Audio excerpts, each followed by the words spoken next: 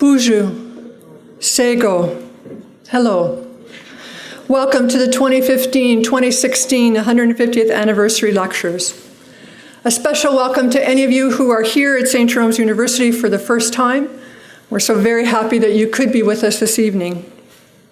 We also want to acknowledge that we are here on the traditional territory of the Neutral, Anishinaabe, and Haudenosaunee peoples. My name is Christina Vanine. I'm Associate Dean here at St. Jerome's University, and I'm coordinating this year's lecture series. Before we get started this evening, may I ask you please to make sure that you've turned off any phones and cell phones and whatever else you might have with you, please?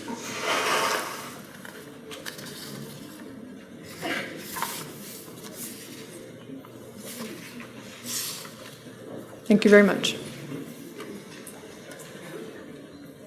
Throughout the encyclical Laudato Si, Pope Francis shines a light on Indigenous peoples and the value and significance of their cultures, worldview, and practices for helping to heal our earth and our relationships. For example, he says, "It is essential to show special care for Indigenous communities and their cultural traditions.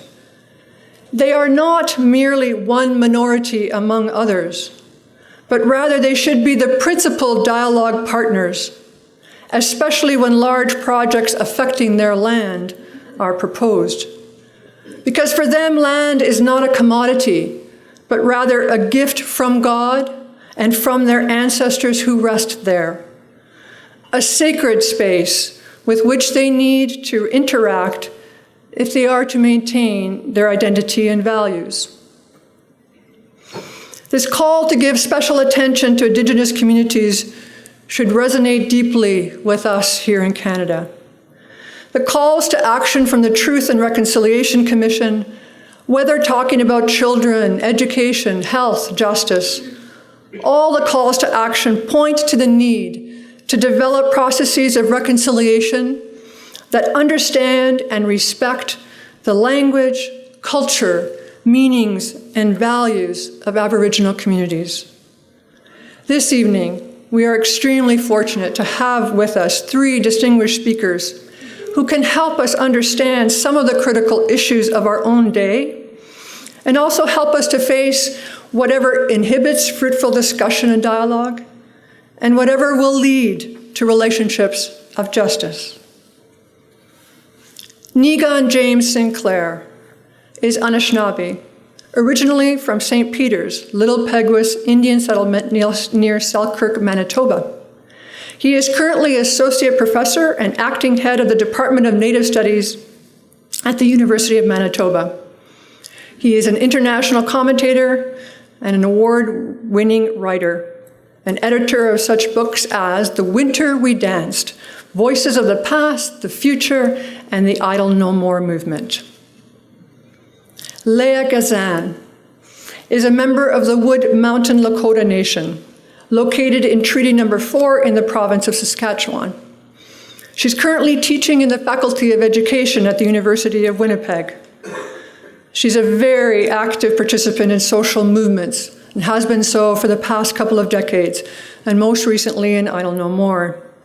She's also served as President of the Social Planning Council of the City of Winnipeg, a member of the Board of Governors of Red River College, a council member on the Manitoba Lotteries Research Council, and she has recently joined the Manitoba Taxicab Board.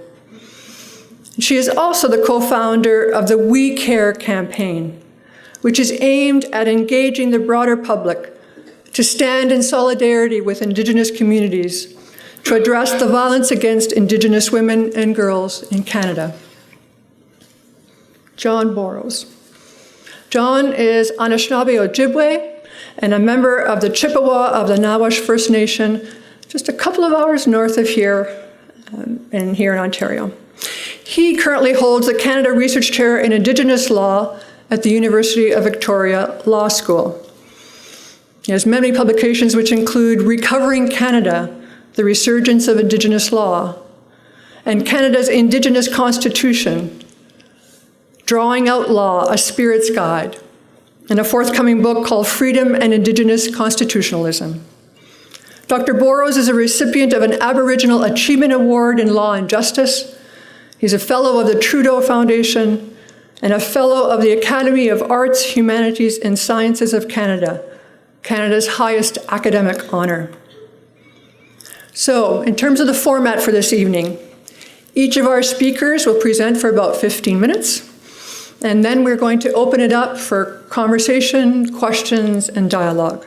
So please join me in welcoming Niigaan James Sinclair, Leah Gazan, and John Boros to speak to us on the topic, First Nations in Canada, Seeking True Reconciliation.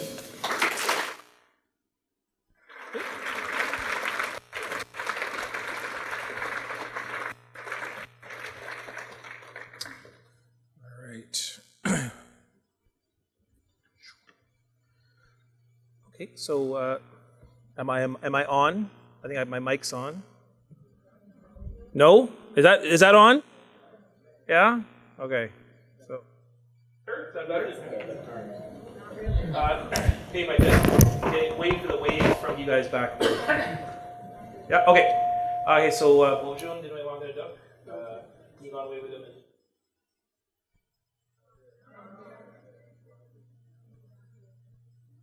Pull it up. Okay.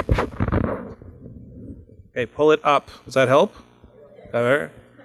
Gosh. St. Jerome's is, they run a tough ship over here, right? By the way, before I start, a lot of people thanks everybody for organizing this. It's actually Leah's birthday today. And this whole event is,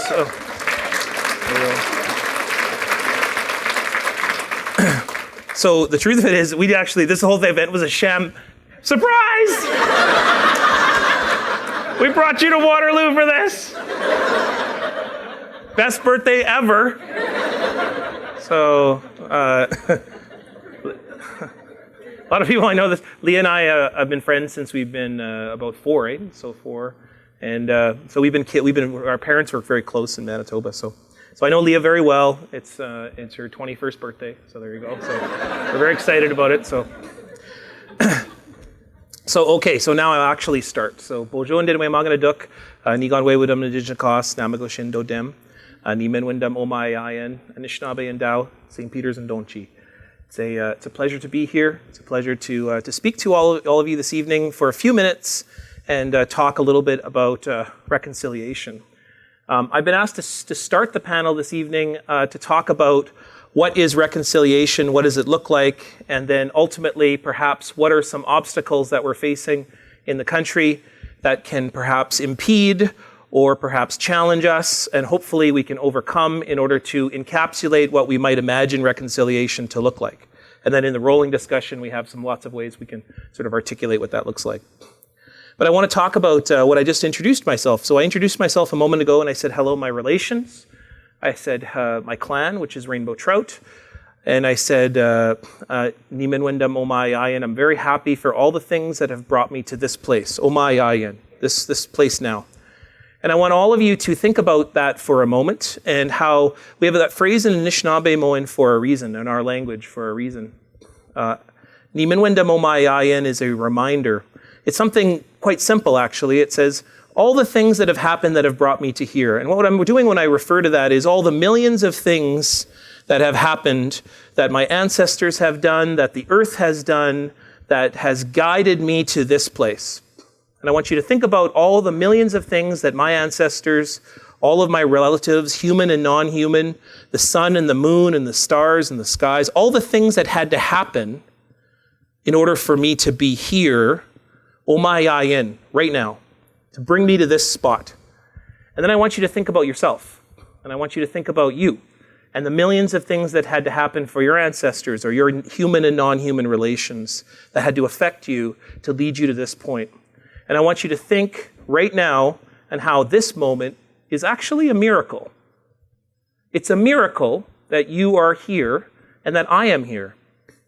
This moment, Nimenwendam Omayayan, is a gift. It is an incredible opportunity for us to share this space and have a dialogue, maybe share some food and some writings and some stories and some laughter.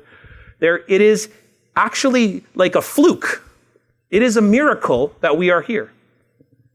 it's remarkable the opportunity that faces us now. Now, Canada is about to celebrate a birthday.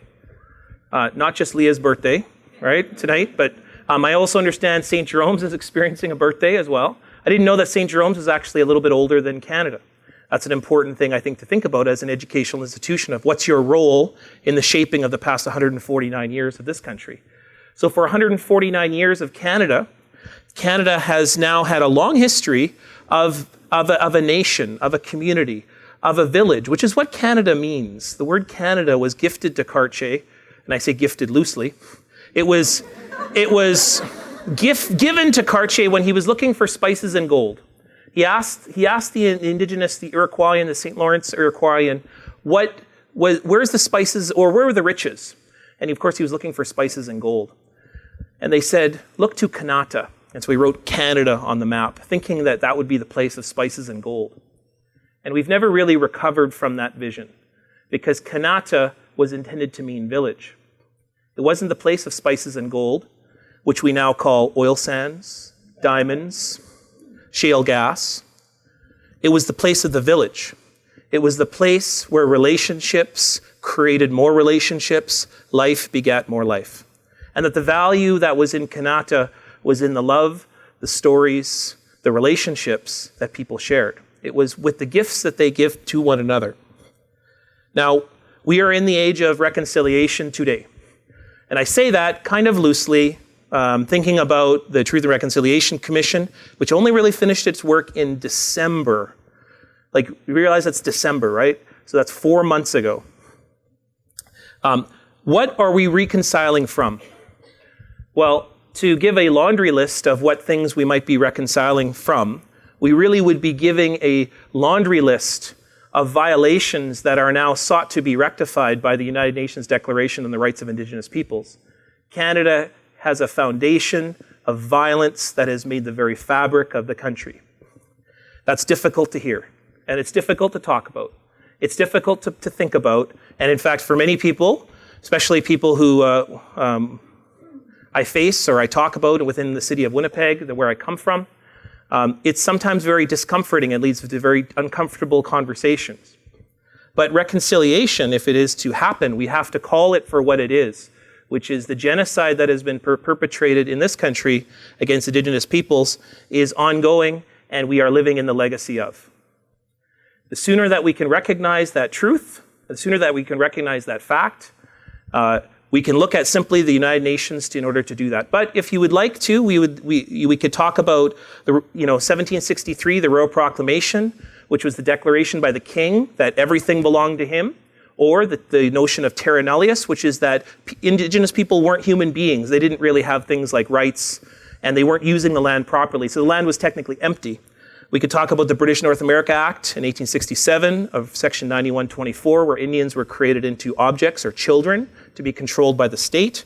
We could talk about the treaty process, in which Indigenous peoples were forcibly removed off territory or forced to sign treaty, which, of course, the treaty process had been going on for a long time before that, but that treaties were often used as used car sales or land purchases in order that relationships, while Indigenous people sought relationships only came in the idea of the Indian Act, or the policy of the Indian Act, which was a draconian document meant to control and ultimately eliminate all Indians in the country.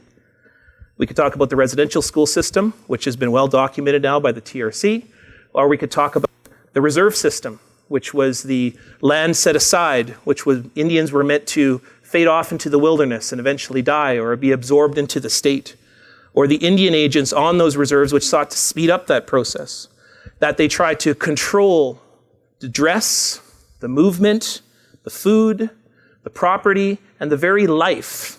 Within the Indian Act, Section 6 controls every moment from when I'm born to when even after I die, where my body will be.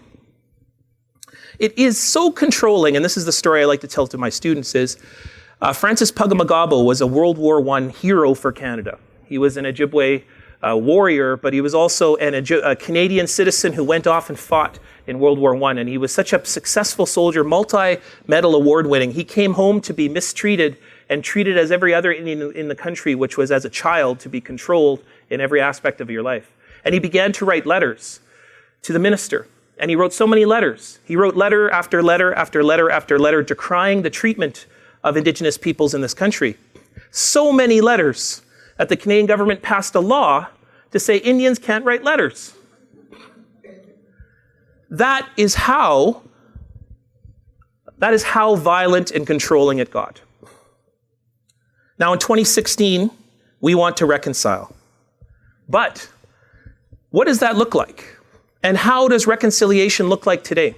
Now, if the Truth and Reconciliation Commission and its 94 recommendations, or its multi-volumes, and has someone seen, by the way, volume 1 of the TRC report of it? It's literally like a block of, it's like this thick, right?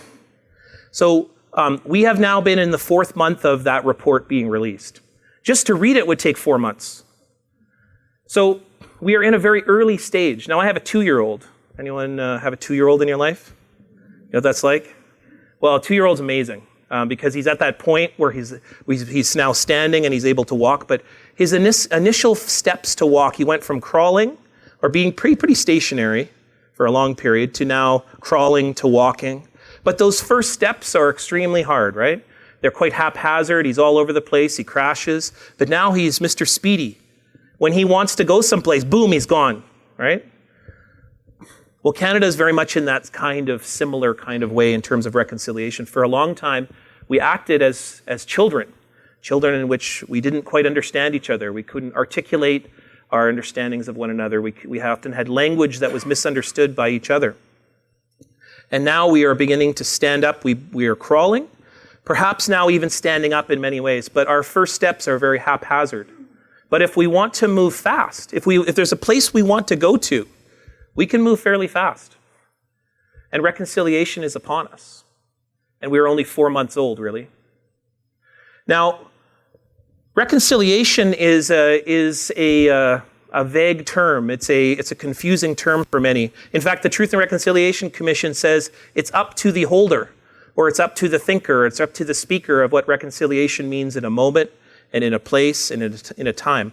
And you're going to hear lots of talk about reconciliation tonight, of what that looks like, who does it involve, and how does Canada reconcile from its 149 years now project of the village? How does it begin to live up to that incredible responsibility of that name? Well, some people might define reconciliation as to heal. Some might use it to rectify. I think Indigenous peoples on the whole would say that reconciliation must involve recognition, and recognition of the past, recognition of those acts that have involved perpetrations of incredible harm. And that if that recognition happens, not just in terms of verbal, and a prime minister appearing in Parliament, where it was the first time that Indigenous leaders ever appeared in the country as Indigenous leaders in Parliament, there's another moment of growth. Is that Indigenous peoples would say that it involves policy. It involves a recognition of that legacy within the very fabric of the country. Commemorations, recognition of the burial places of those children that come out of the schools, but also the removal of people off territories, forcible removal. Those things, the recognition of that, which will take a very long period of time. And ultimately that leads to respect. And the respect that we acknowledge when we say things like, I acknowledge that this is the territory not only of Canadians, but it is also the territory of the Anishinaabe and the Haudenosaunee. And by you doing that, you are performing reconciliation. You are making those steps. And it's hard. Because for me, reconciliation is actually defined by the ability to change, or the bravery to be something more than what you have inherited. Reconciliation to me is to vow and commit and believe that you can be more than what you have received in your hands, and that you will ensure that the harm that you have perhaps been a part of, or that you have seen, or that you have witnessed, will never happen again. And if that's a commitment that you make today in this place, you are beginning the path of reconciliation. If you commit to the idea that the harm will never be repeated in your lifetime, and that you will take that on as a project for yourself and your family and all of the things that you do in your life, in your workplace, in your faith, you will be performing reconciliation. Now, we have many challenges ahead of us, and so I was also asked to give a laundry list of challenges that would be facing us right now. And so I came up with the top three of the things that in which reconciliation have challenged us today. In 2016, in these first baby steps that we are taking as a country to truly be the village. And the first issue that we have to face is that lands and resources are under constant stress. And that the challenges that face us involving the struggles between Canada's pursuance and ownership, and I say ownership like this, ownership of territories that are under contestation has to be settled. There is more land, there's enough land for everyone, but that land is under duress because it is under constant jurisdictional struggle involving Indigenous peoples and their relationship to it. And that Indigenous peoples' relationship does not begin with ownership. It begins with a term that we have involving walking with your land, or walking. You don't walk on your land, you walk with it. And that if we begin to reconcile these notions, the ways in which people view territory, we can begin to see that it's not about owing Indigenous peoples territory, it's owing that there are other ways to see it. And that those ways can be sustainable and lead us out of the environmental disaster that is facing us. And that if Indigenous peoples can bring anything to the table, it is the fact that they have been here for tens of thousands and entire millennia and seem to be doing fairly healthy and sustainably. The Cree on the plains were the healthiest people in the entire world. They had the strongest kinesiology in the entire world until the 1880s with the end of the buffalo. If we look at Indigenous peoples and their territories as not being problems, but being opportunities, and that those Indigenous peoples as a part of those territories, whatever those territories look like, if they encapsulate our cities, if the historical use and occupancy of Indigenous territories involve cities, and that can be a shared relationship, that both communities can be mutually benefited, which was the purpose of the treaties in the first place. The purpose of the treaties was that for everyone to live off the land mutually, equitably, but also autonomously, and that we can have a sense of Canada that actually looks like multiculturalism. Isn't this facade and this lie that really involves Indian acts and control? We can actually be multicultural. We can actually be multinational if we look beyond nation-state ideas and controlling ideas. If we commit to the idea of treaty and understanding treaty for what it is, which is two boats traveling in a water, but those boats are affected by the waves in that water together and mutually. But yet both boats need a place to go, and both boats need to be strong for that relationship to be strong.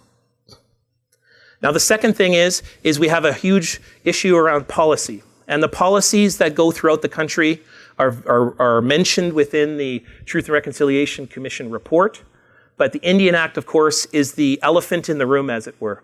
The Indian Act is the largest problem within the country because it's the draconian controlling document that dictates the relationship between Indigenous and non-Indigenous Canadians.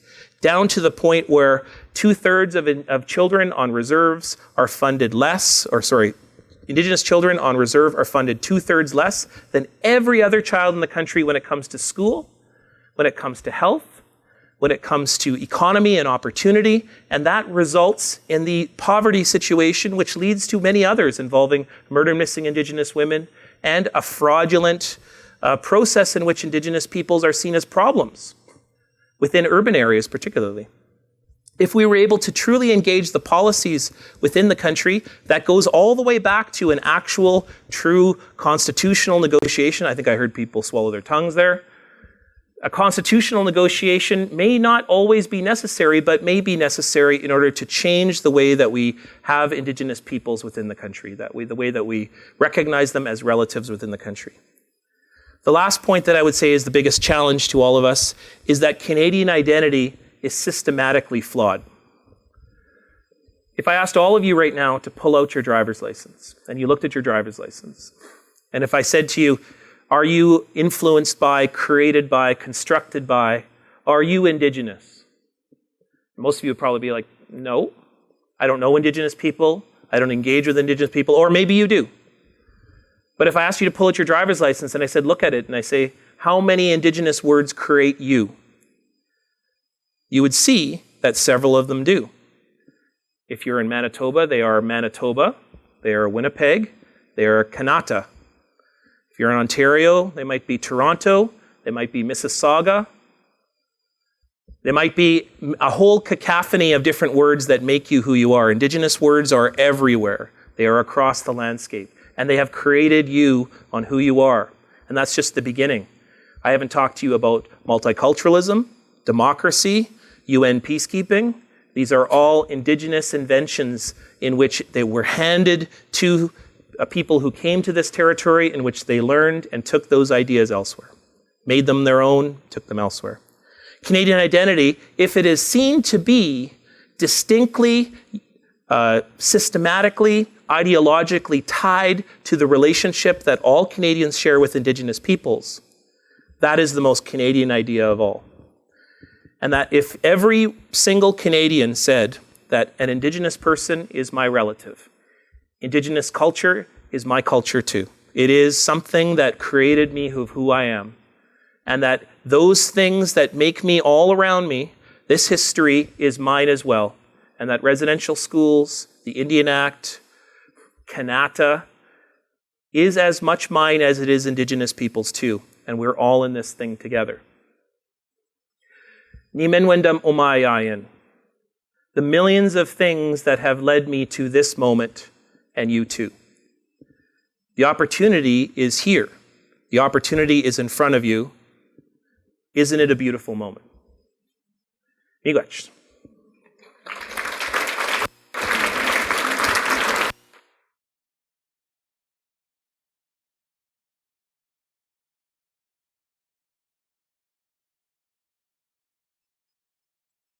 Can everybody hear me? See? Pro. I was supposed to be Madonna. The next question I have is, can everybody see me? Because every time I'm behind a podium, that's kind of iffy. What a great way to spend my birthday. I mean that. A really great gift from the time, and I'm actually not 21. It's actually my 44th birthday. And things have really shifted in my lifetime, because as a young girl, I would be very surprised that there would be so many people in the audience wanting to learn how to have a better relationship with Indigenous people. So I just want to start out by saying that it's a real honor to be on neutral Haudenosaunee and Anishinaabe territory. I'm going to first introduce myself traditionally, and then I'll explain what I'm sharing with you. So Buju Heyushka Washtewi, Red Sky Woman, Indigenous Makwa Dodem, Wood Mountain Lakota Nation, Treaty 4, Saskatchewan. So what I said is hello. My first name is actually in the Lakota language. I'm a Lakota woman. I'm a very proud Lakota woman. I'm such a proud Lakota woman that my Facebook name is Leah Proud Lakota Gazan. Now that's pride. But my name, the first name means good peacemaker woman. So one of the things about when you're gifted with something is anytime you are given something, you must always give something back. You never take anything without giving something back. And so with everything you're given comes a role and responsibility. And so my first name has informed much of my work, which has really been a local troublemaker and activist, trying to get people sitting down that otherwise wouldn't talk to each other, talking about difficult conversations. And my second name is, I was given this past spring when I went fasting by an elder named Judy De Silva for some of the work that I've been doing around bringing awareness about violence against Indigenous women and girls. Red Sky Woman. And I want to share this with you because it's very powerful. And this is the teaching she gave me. She said, you need this name for the work. I was given this name to give you for the work you're doing with around violence against Indigenous women and girls. Because no matter where you are at night, no matter if you're in trouble or not, when we all look up at the sky, we all see the same sky. And that really spoke to me and informed me about how urgent this work was in terms of addressing issues, certainly issues around murdered and missing Indigenous women, but all violence against Indigenous girls in this country. I also come from the Bear Clan. So clans have certain roles and responsibilities, and the role of the Bear Clan is supposed to be that of a healer, and that of somebody in the community that walks with courage and protects the community. And so a lot of my work has revolved around advocacy and sounding my voice for the community. Wood Mountain Lakota Nation, I come from the only Lakota Nation in Canada. There's 17 people that live in my community. It's a very small community with a very strong history, and I'm very proud of where I come from, which hasn't always been. I'm also an Indigenous woman. So one of the responsibilities of being a woman is that of a water carrier. And one of my sacred responsibilities as an Indigenous woman is to care for water and to protect water and to look after that. So as you've heard in the news from the United Nations, Human Rights Watch, Amnesty International, Canada has a crisis on its hands concerning the crisis levels of violence perpetrated against Indigenous women and girls. And new estimates from the Liberal government indicate that these numbers are closer to 4,000, not 1,200, to account for the number of Indigenous women and girls who have either been murdered or missing with little or no action. It is a direct attack on our life givers, my sisters, my aunties, our daughters, our mothers, the sacred water carriers that I'm here to speak about today.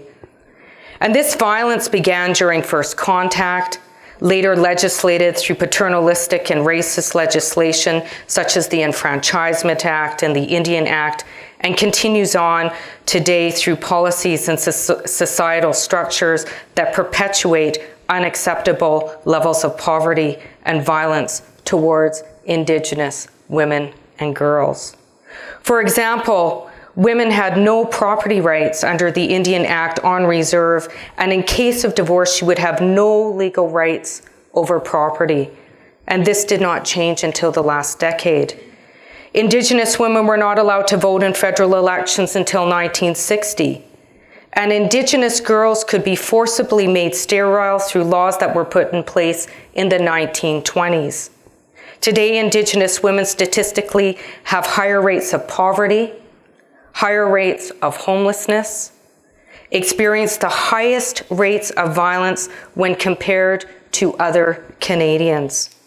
We are homeless on our own lands, and even our safety is at risk in many of our communities as a result of aggressive resource companies that bring in workers left unsupervised, where we see higher rates of sex trafficking and greater access to things like alcohol and drugs provided to minors, making our young girls more vulnerable at the hands of their attackers. It is an attack on our life givers, our women, and our sacred Mother Earth. And we see the same kind of violence being perpetrated against our lands and waters as being inflicted on our women. It is a system that is founded in a patriarchal structures that still results in the rampant violence against all life, including Indigenous women and girls. It is violence that is supported through neoliberal systems that focus on economic development without considerations on the impacts on the social well-being, including the well-being of women and girls, who are often suffer the negative social impacts without any financial gain. We are often not even invited to be part of the discussion. And we saw that even in the recent climate talks that happened in Vancouver, where our women's organizations were not even invited to the table, where once again the voices of Indigenous women were silenced, the very voices that needed to be heard, especially relating to potential pipeline development that place our waters at risk. A disregard for life givers. Without water, there is no life. We are the sacred water carriers. We are in crisis. However, in spite of attempts to silence our voices, we are growing stronger, and we are taking back our rightful place of leaders as leaders in our community. our traditional roles that were in place prior to the imposition of patriarchal structures. And we are beginning to be supported by Canadians from coast to coast who also want to see an end to violence against Indigenous women and girls. And I witnessed this during the We Care campaign I started in partnership with a non-Indigenous woman, Rain Hamilton, a very talented musician from Winnipeg, where individuals from across Canada came together to firmly state, we will no longer stand by while Indigenous women and girls continue to be exploited in this country because we care. We will no longer stay silent while Indigenous women and girls continue to experience violence because we care. We will not rest, and we will talk to our MLAs and our MPs and encourage them to act, and we will not stop until that happens because we care. And because of those acts of care, I have seen progress, including advances made to begin an inquiry into murdered and missing Indigenous women and girls. But the battle is far from over. We need immediate actions. For example, we do not need an inquiry to tell us that we need to reinstate funding into women's shelters, violence prevention programs, housing initiatives, good security programs as a way to improve the lives and safety of Indigenous women and girls. We need immediate actions while the inquiry occurs. This is a crisis, and it requires immediate actions. So you may ask how my monologue has anything to do with reconciliation. And this is my explanation, and I'm sticking by it. So Canada benefits from the resource extraction industry, often located around or within our Indigenous nations, that attract workers who live in or around our communities in what is commonly referred to or known as man camps. These workers are often protected by unions. And I'm absolutely in support of the work of unions and the essential role that they've played in protecting the human rights of workers. The support for unions is essential to ensure that individuals are afforded workplaces free of harassment, free of abuse, free of exploitation, a safe environment where fundamental human rights are enjoyed. This is why unions, as you are well aware, or some of you, I don't know what your political views are, why I think anyway, unions are important. But unfortunately, there are many reports of increased rates of violence of women and girls residing in communities where man camps are set up for workers who are employed in local mining or resource industries. These workers are often protected by unions, as I said, and it is around these camps where we witness higher rates, like I said, of sex trafficking, rape, increased access to drugs and alcohol. The same workers whose human rights are being protected by the union. So my question is, if the core purpose of unions is to protect the human rights of workers, shouldn't unions then be concerned with ensuring to support the human rights be extended to all persons impacted, not only in the place of work, but the whole community that's impacted by the specific industry? I also pose a question to all levels of government and the Canadian public. If Canada has benefited from an economy built on a resource extraction and mining industries, such as we see with hydroelectricity in Manitoba or in the James Bay area in Quebec, which has impacted Cree territory, or in the tar sands in Alberta, where development has resulted in irreversible environmental damage and increased violence against Indigenous women and girls, should it not be seen as a social and legal responsibility to ensure that human rights are afforded in Indigenous communities? Are we ready to commit to being a true treaty partners, working nation to nation to ensure that one party no longer benefits at the expense of another party?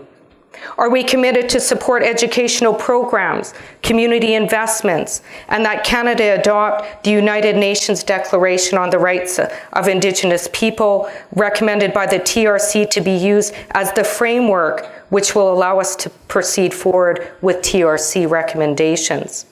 Are we ready as Canadians to ensure that all necessary actions are taken, all required investments are made, all needed changes to legislation occur, and that there is a devolution of systems that contribute to violence to ensure that Indigenous women and girls have their human rights protected.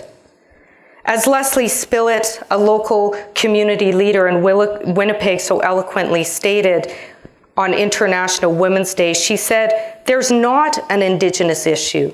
There is a colonization issue. There is a systemic violence issue. There is a racism issue."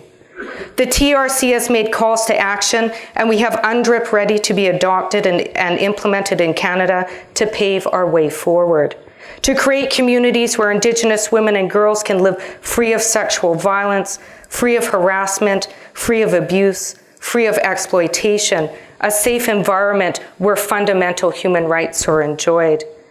If we are truly ready to achieve reconciliation, then we must look honestly at where we are at and take actions so we can change it. So I challenge all of you here to pressure all levels of government to take immediate actions to respond to the crisis levels of violence against Indigenous women and girls.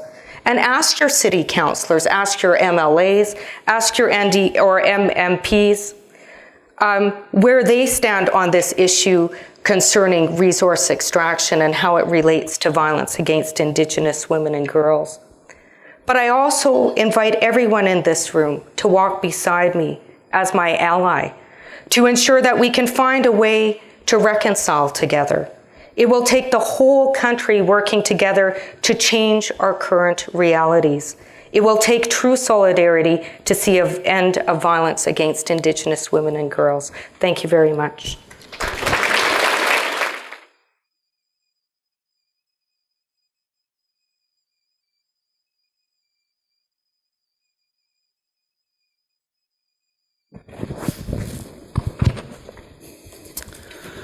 Bonjour, Nadinaway Maganidok, Nich Nishnabek, Nich Marzik, Bangie to go in Inata Nishnabem, and Gagoji to Indishna Moyan.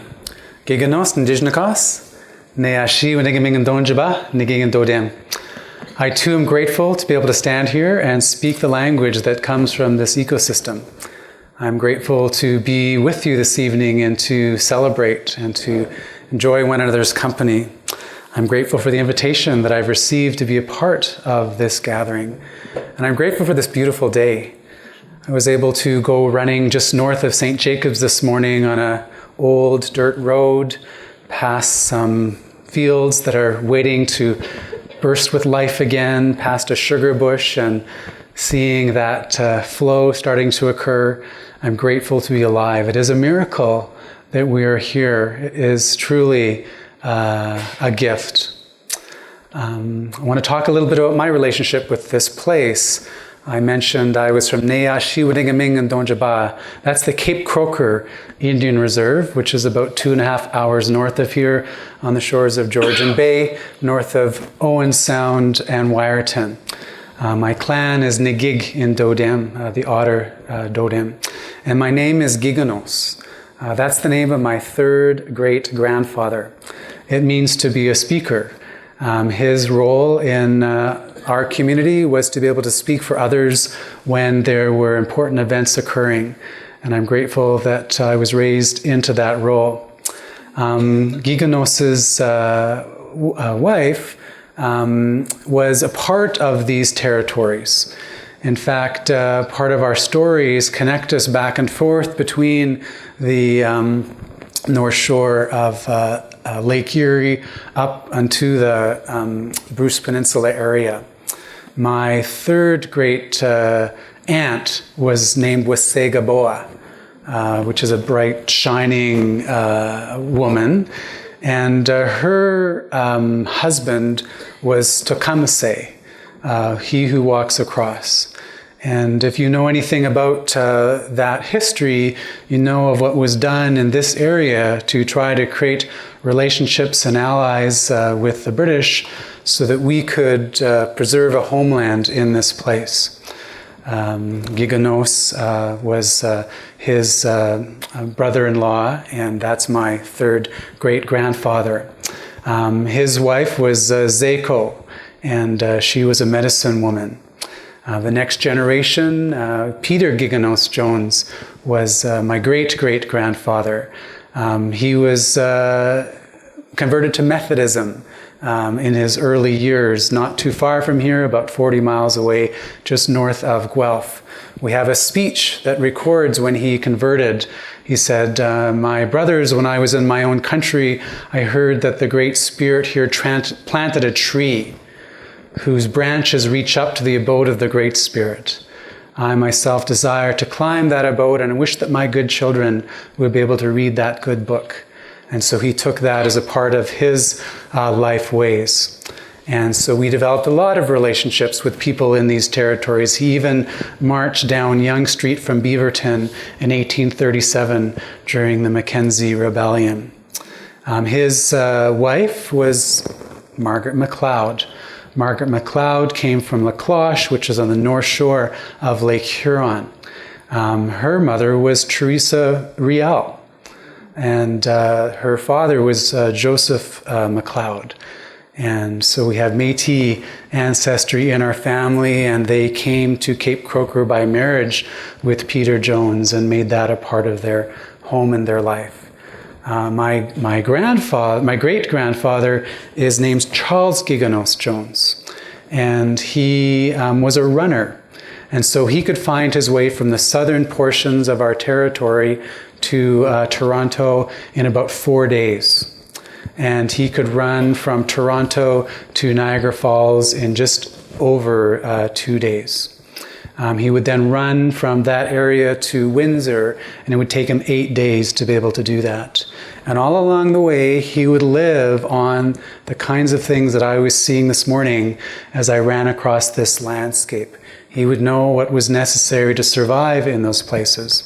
In fact, my great-great-grandfather signed a treaty dealing with 1.5 million acres of land just north of us here. The boundaries going from Goderich to Arthur and then up to Collingwood. These are the territories that he put his Otter signature on when he agreed to share this land with other people, such that we can all consider ourselves treaty people, my people, offering this land to be able to share with others. Those who come to share this land also participate in that treaty relationship. Charles's partner was a great medicine woman, a linguist, and a storyteller. And I want to tell you one of the stories that she told that relates to this concept of reconciliation. It's a story that was also told to me by an elder, Basil Johnson, who wrote over 20 books, but he just passed away this past September, and I want to honor him for his contributions. My grandfather grew up on the reserve and then found himself all sorts of places throughout Ontario, meeting with the Cheechocks down in the Mississauga, the New Credit, over in the Munsee and Thames area in residential schools, a part of this land again. And the point I want to make this evening as I tell the story in a moment is that to be alive is to be entangled in relationships.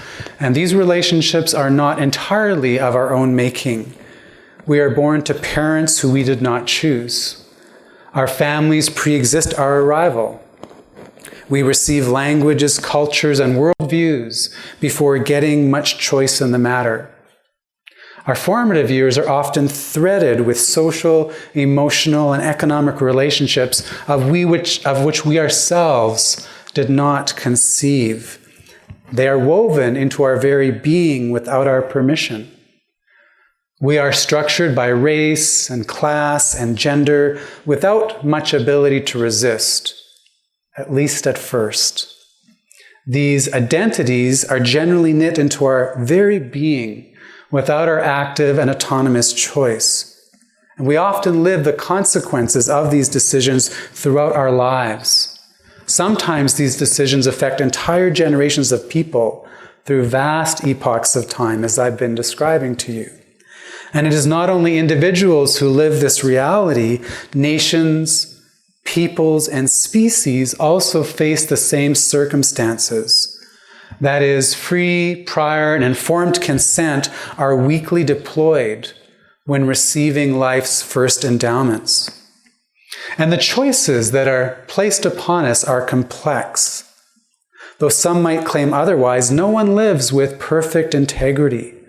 No one resides in a truly unitary, indivisible, undivided, untroubled, holistic world. We absorb contradictory, cross-cutting, and parallel ideas throughout our lives. Conflicting impressions received at birth often last through childhood, and these threads can follow us through our grave, even if we identify them and actively resist them. Received patterns exert a tremendous pull on how we perceive and react to the world. So to be alive is to be entangled with a past and a present, which brings us to the place that we're today, talking about reconciliation and the different layers of relationships that we have to these beautiful territories. No one can function without being subject to these prior conditions, the things that Niigaan talked about, the things that Leah talked about. They are our received contexts. They do structure our very being, Indigenous and non-Indigenous. Now, in making this point, I'm not being deterministic, because greater or lesser degrees of choice are available to both individuals and societies, including in this moment. Human agency can always be exercised to alter our thoughts and to change our environments. But in making these choices, we can never act with complete independence. We cannot fully step outside of our past conditioning or present circumstances and totally recreate ourselves in the process. We do not spin anything whole out of entirely new cloth. We must use the materials at hand in fashioning alternatives, which makes this process of reconciliation both troubling and exciting. Because our entanglements can be either liberating or oppressive. In common parlance, entanglement sounds like a bad thing, as if we are caught, bound, constrained, tied up, in need of liberation. Yet in the real world, entanglement with other human beings can enhance our lives. Thus, I do not want to suggest that entanglement is always and necessarily problematic.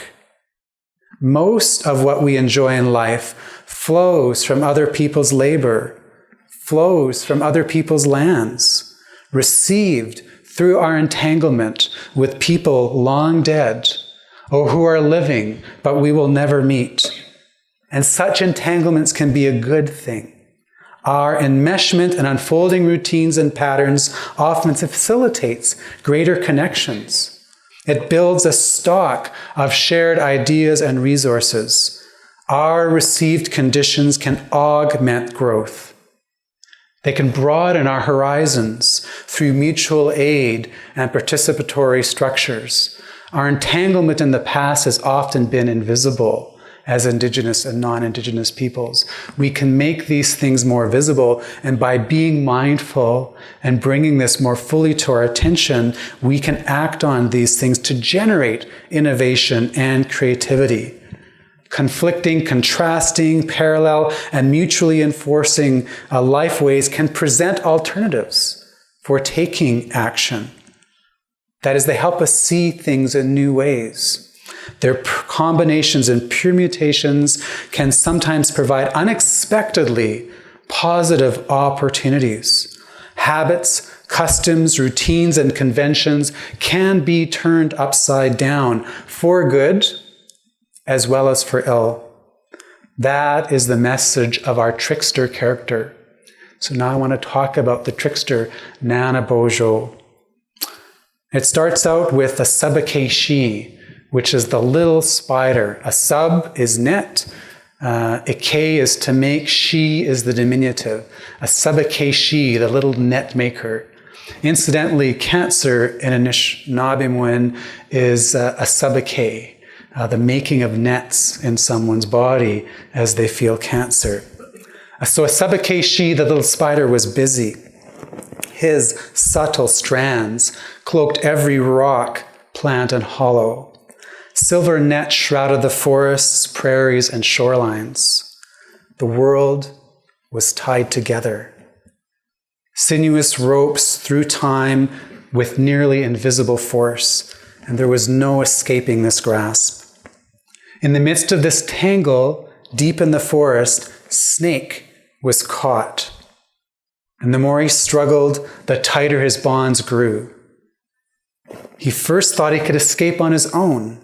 Hours passed, though, without any success.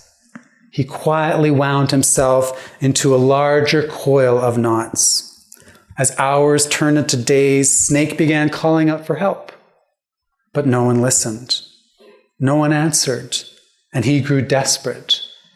The silent trees stood mute. The air gathered around him without aid. His struggle continued, but he only succeeded in twisting himself into an ever-tightening snare. Now, I'm a law professor, and when I teach the law, I say those are the facts. And then we have to figure out what the issue is in the case that's before us. And then we have to figure out what the decision will be that will answer that issue. And then what are the reasons that will be deployed that justify that decision, that address that issue? That is, Anishinaabe people, Haudenosaunee people have law. We have precedent, authority, criteria, standards for judgment to guide us in how we pursue our paths today. But if you've ever gone around the law, you know that ambiguity continually stalks the law. Any case that you would read is open to 2 or 3 interpretations. That can be a bad thing, but it also can be a good thing because it creates the opportunity for dialogical engagement. It creates the opportunity for all of us seeing our role as being participants in this process, not just being acted upon, but being active and having the opportunity to be able to interpret. So Nanabush, the trickster, was stalking through the forest when he felt the pull. Tiny filaments of light spun around him, and he stood stock still. All of his senses came alive.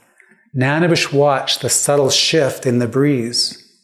He tasted the fear welling up from the darkest tangle of woods. He tilted his head towards the source of this change. Then he heard a faint cry. Nanabush began following it to its source, and Snake heard the footfalls. His tongue gathered information about the approaching stranger. When Nanabush emerged through the glade, Snake was waiting. He immediately called out to his visitor, "Buju, Anish eji ayayan, Anish eji nakazian, Gina na, Nanabush." "I know you. You're that trickster," the snake said. Nanabush stood in the clearing at the edge, carefully surveying the scene. A dense mesh of webs lopped around the snake. With every twitch, Nanabush saw the waves of resistance ripple through the net. Nanabush could not help but feel pity. Snake felt this change and noticed a shift in his visitor's form. Sensing opportunity, Snake called out, "Widu Kawashin, help me, Nanabush. I can't get free. Every time I move, I get further entangled." Now we're thinking by way of analogy here, right? "I've been here for days. I'm starving.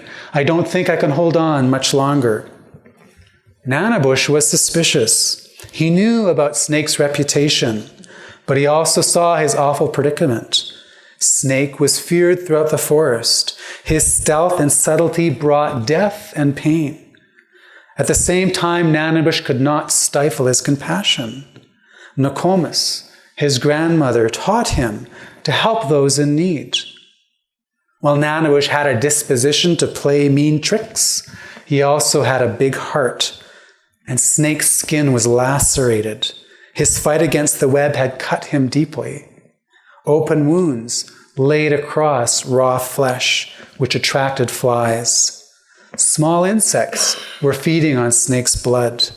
Nanabush couldn't resist his pleas. Nanabush replied, "Will you promise not to eat me if I let you go?" Of course, said Snake, I'll not even touch you. You and I are not of the same kind. I don't really want anything to do with you and this place. Once I'm free, I'll go back home. I'll go as far away from here as I can. I'll leave you to your place.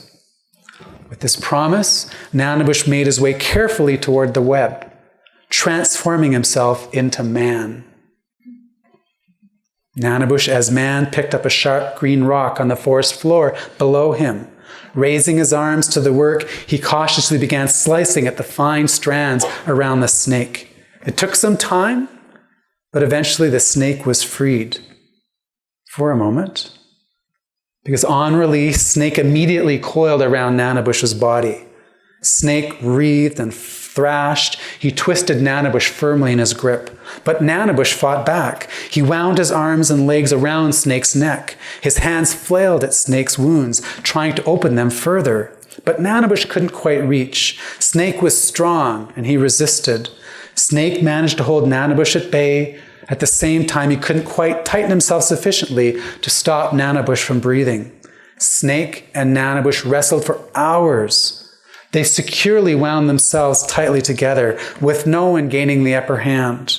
They thrashed through the clearing. Their conflict reverberated through the forest, disturbing the forest. Fox, on hearing the commotion, ran towards the scene. Emerging from the woods, he saw a man and the snake entangled with one another. He said, "Ahow! What's happening here? I don't like what I'm seeing." Snake turned to Fox, hissing in derision. "It's none of your business. Go back to where you came from. This is none of your concern. Who do you think you are?" "But I think this is my business," Fox said. "I can't stand idle and watch this damage to our home. I will not be responsible for the harm you are causing one another. Tell me what's going on here, and I'll call a council. The other animals might not be as kind to you as I when they see you." Nanabush, sensing Fox's concern, took the initiative. "Help me, Fox. Snake tricked me. He was tangled in these woods. He was wrapped in spiders' webs. I offered to free him if he would flee from here. He promised he would leave, but then he turned on me as soon as I let him go." Well, Fox knew that man could not be trusted, but he also knew Snake was a sly one too. Fox asked Snake, "Is this true? Did you turn on man when he rescued you?" Snake says, "He lies. He's hiding things. And look at me. Do you think I would be foolish enough to get tangled in that spider's web? And even if I did, look at me. I'm strong. I could easily escape spiders' frail tendrils." Fox, listening, said, "I don't believe you. You don't look as bright or as strong as you say you are." Well, Snake was infuriated at this insult. "You don't believe me? You would challenge my power? I'll show you who's smart around here. I'll show you who's strong. I can prove my strength." With those words, Snake flung Nanabush away and scrambled back to the nets. Twirling a strand around himself, he mocked Fox and scorned his doubt. "See my strength? These bands are no match for me, you'll see." But as Snake took each thread to himself, he became further entangled. Each attempt to extricate himself further embedded him in the snare. Nanabush, now free, saw his fortune. And realizing that Fox's cunning had delivered him, Nanabush fell to his knees. He cried out, "Fox, I will be forever grateful to you for what you have done for me today. I'm in your debt. Can I do something for you? If ever you need anything, I will always honor that request." Fox, turning again to face man, said, "That's not how we do things around here. We don't think in terms of debt. We don't make contracts. We help others when needed. I'm glad you're free, and I see Snake's treachery here, but please don't make that request of me. I only did what any other good-hearted being would do. I was just doing my duty." Fox and Nanabush went on for some time in this vein, in this debate, each insisting that the other would accept his position. Eventually, however, Nanabush prevailed. Fox relented. Fox agreed that man could do one thing for him. Whenever you hunt, if you would leave a small piece for me, my family would be deeply grateful. Nanabush agreed. No problem. I promise. I will always honor you. I will always leave something for you whenever I hunt. We are connected, you and me. I won't forget that. So with that promise, the two parted, going their own ways, leaving Snake on his own to contend with the nets. Years passed, and Nanabush remembered his promise. Whenever he hunted, small parts of the animal would be left for his friend Fox. And Fox's life became ever more tightly knit to man. Nanabush fed this relationship whenever he could.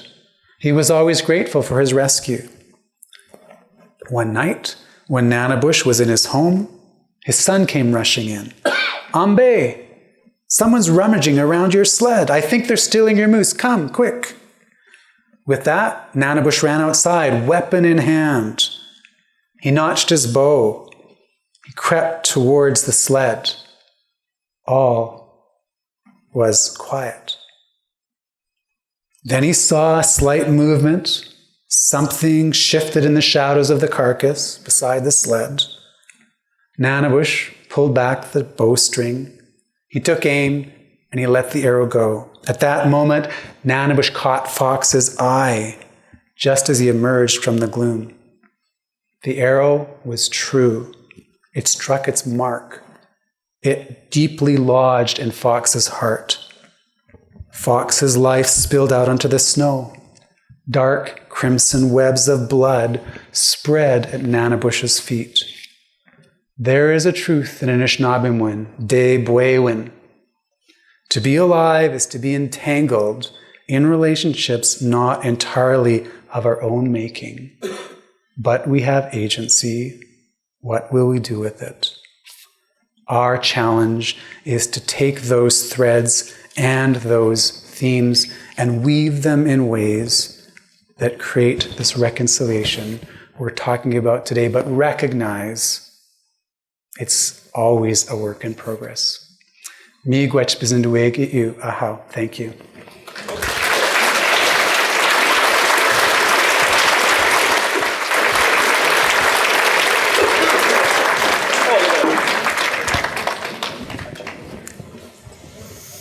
So we really do want to open up for conversation and dialogue. So a way to do that, we have 2 microphones here, so you feel free to come and ask a question and begin and open some conversation.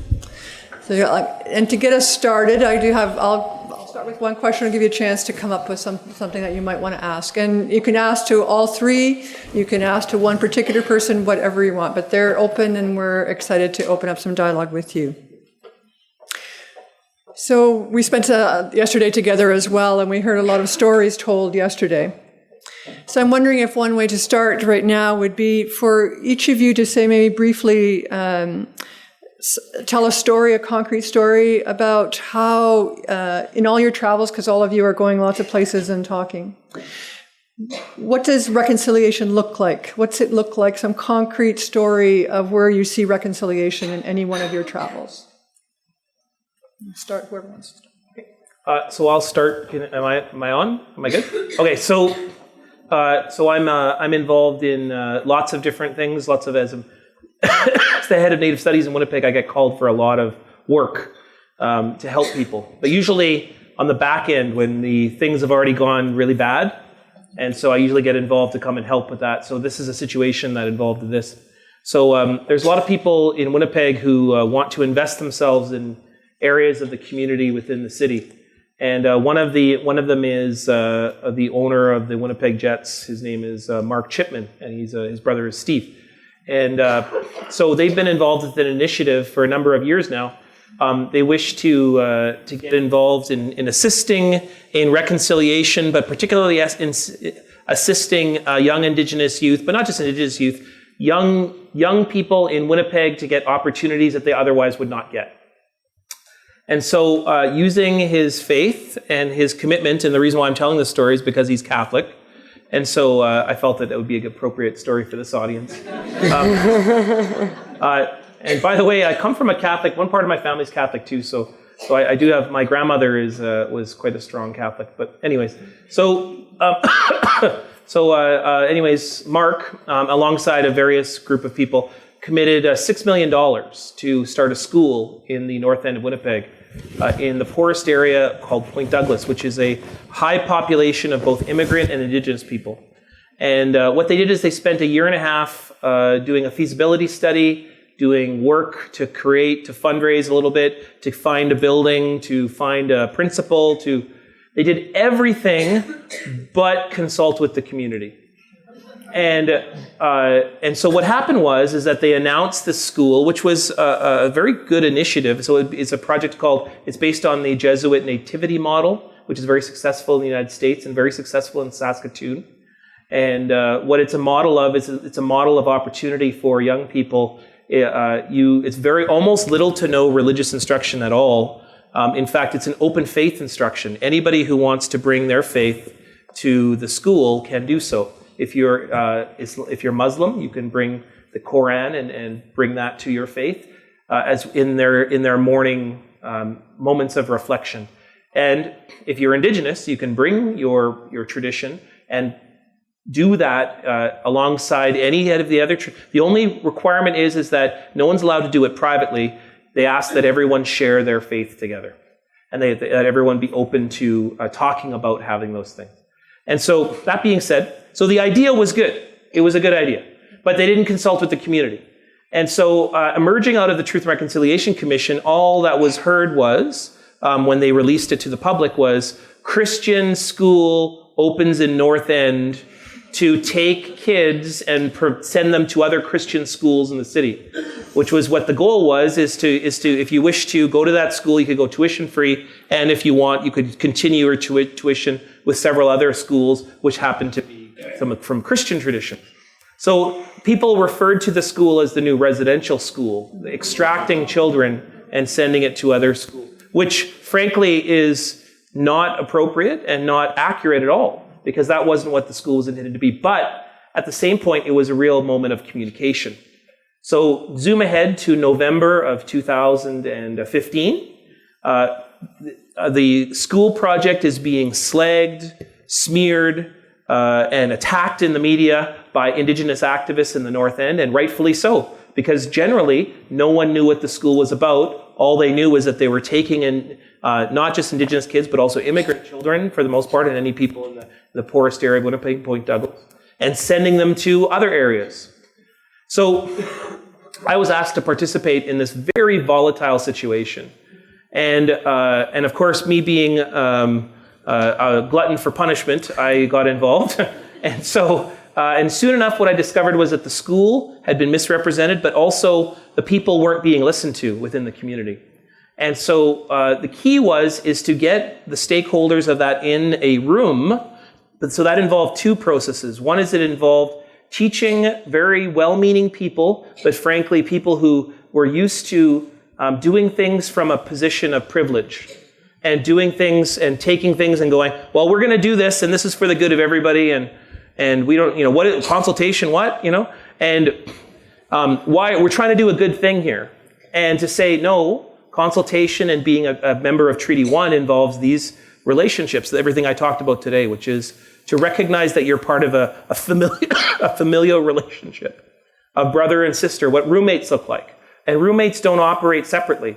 You have to talk. If you're going to build something in the living room, you had better talk to your roommate.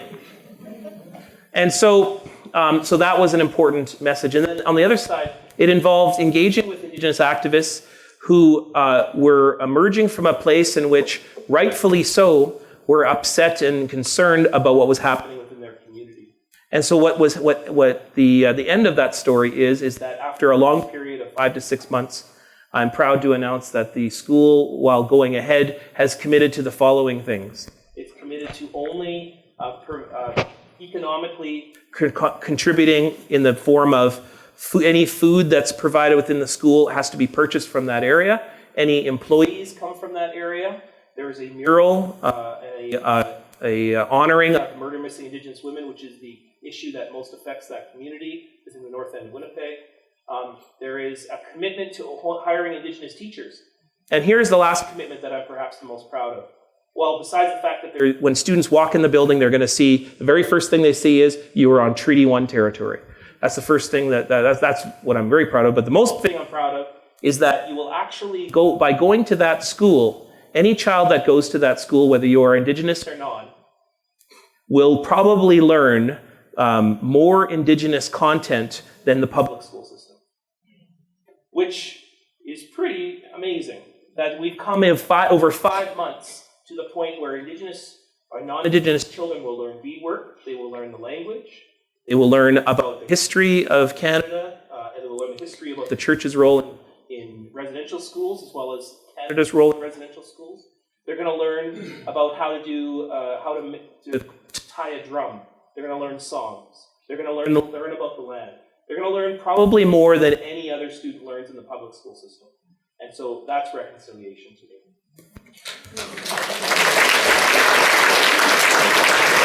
So I teach a course at the University of Winnipeg, and it's a mandatory course. It's called Aboriginal Education. And I don't know in the audience who here likes to be told what to do. Right?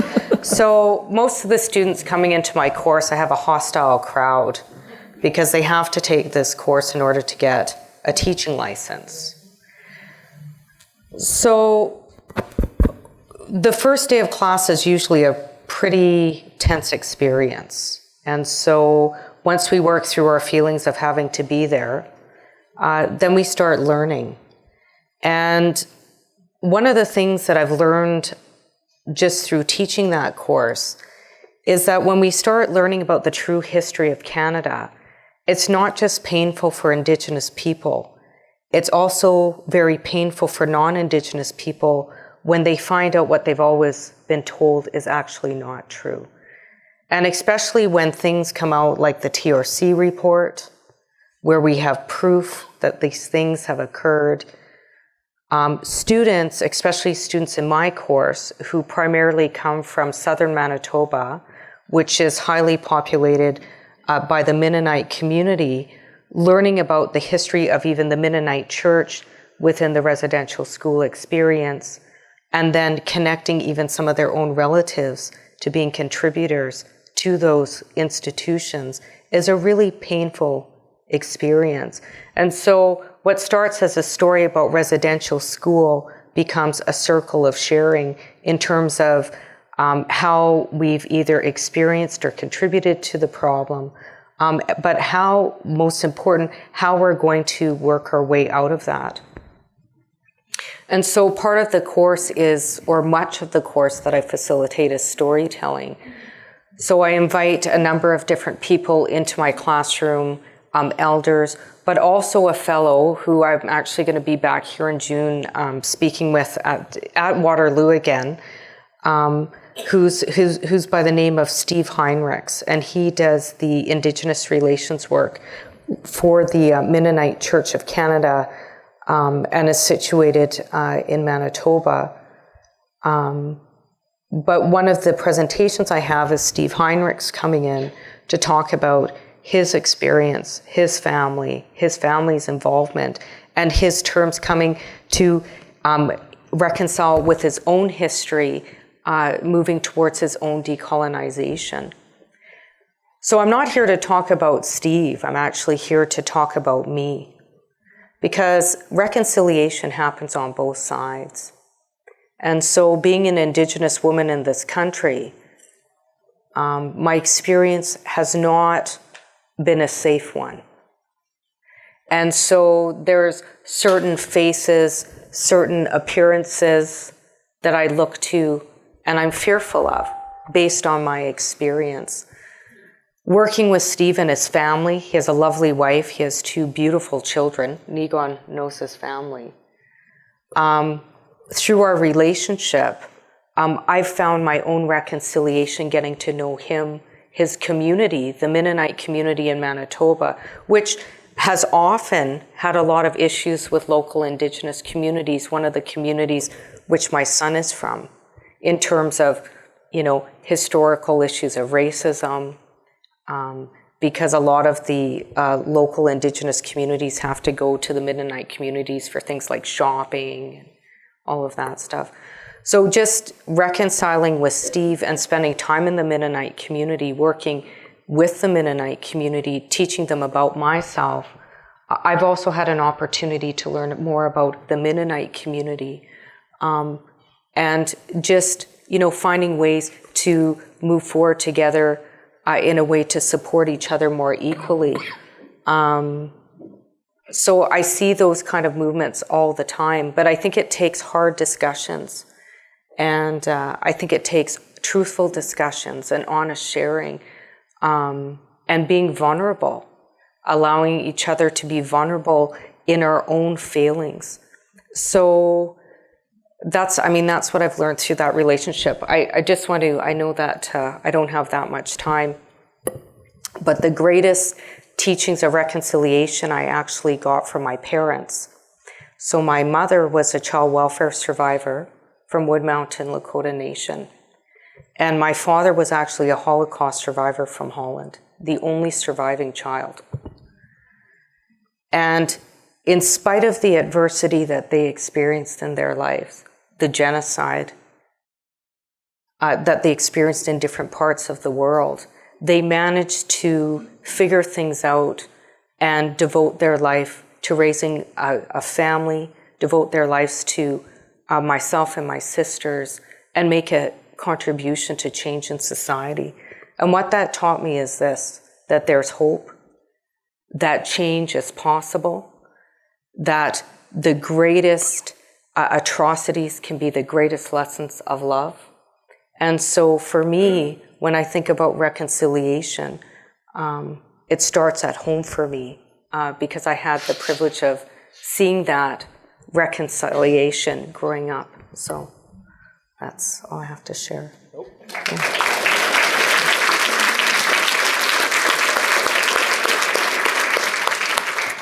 So maybe I'll just speak in a bit of a different register for a moment. Again, I teach in a law school, and in 1982, Canada's Constitution was patriated, and Section 35(1) says the existing Aboriginal and treaty rights of the Aboriginal peoples of Canada are hereby recognized and affirmed.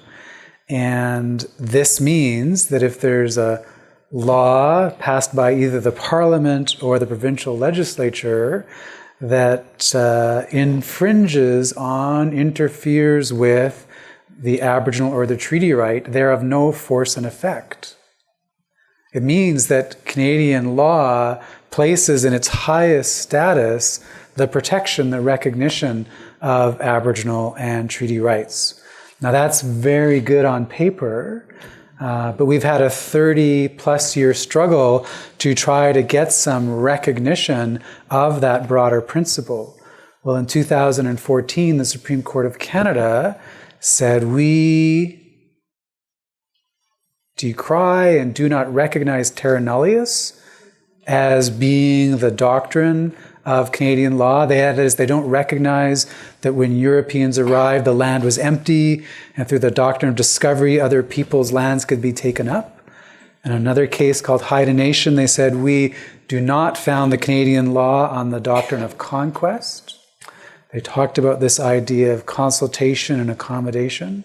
And in 2014, the court recognized in central British Columbia, north central British Columbia, Aboriginal title to land that was never surrendered, that is now in the full possession, use, and occupation of the Chilcotin people.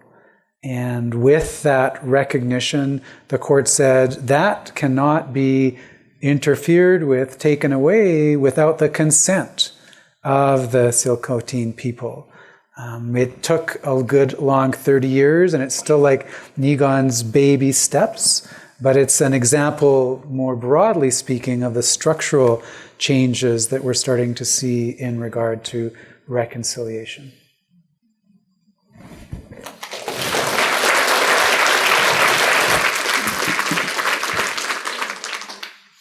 Thank you, all three of you, for making us recognize the beauty of your presence as well as the miracle of being here and listening to your powerful stories.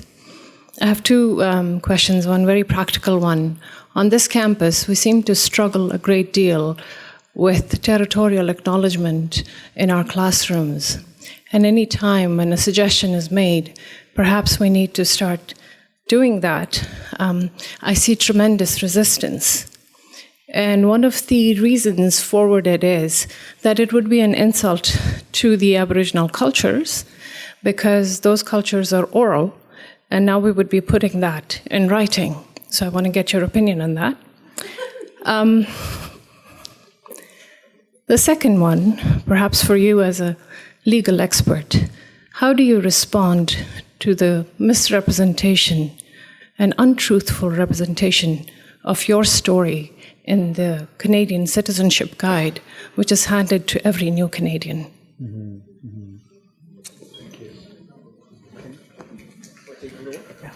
Okay, so I'm here. All right, talk this way. All right, talk this way. Hello, everybody.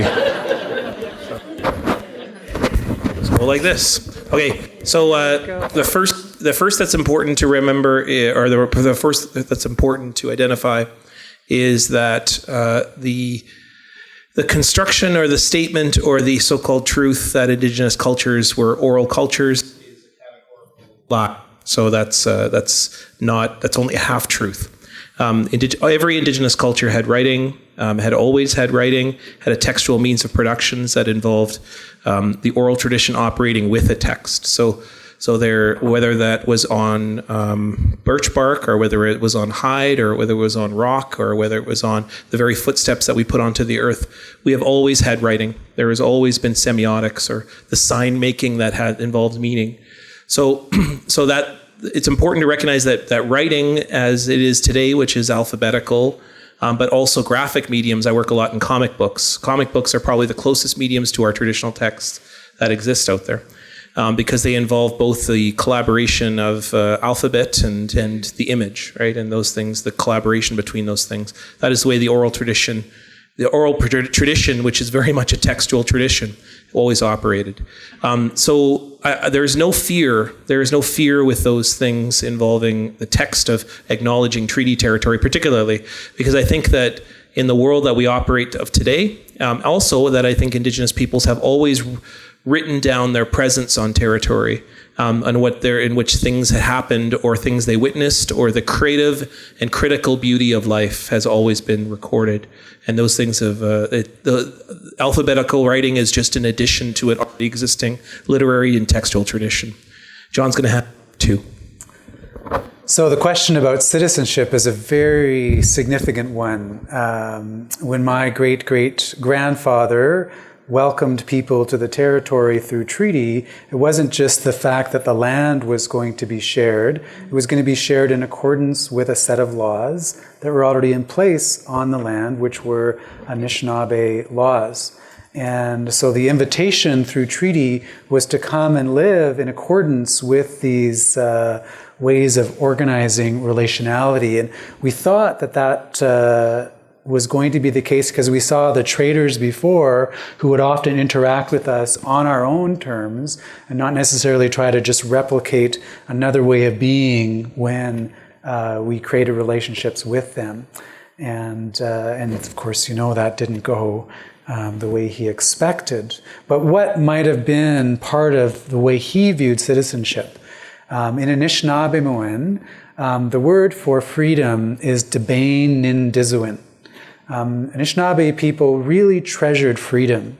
The idea that they could run from these places to these places and pass through one another's territories with respect and gift-giving and protocol, and define the reciprocity in that was a part of freedom.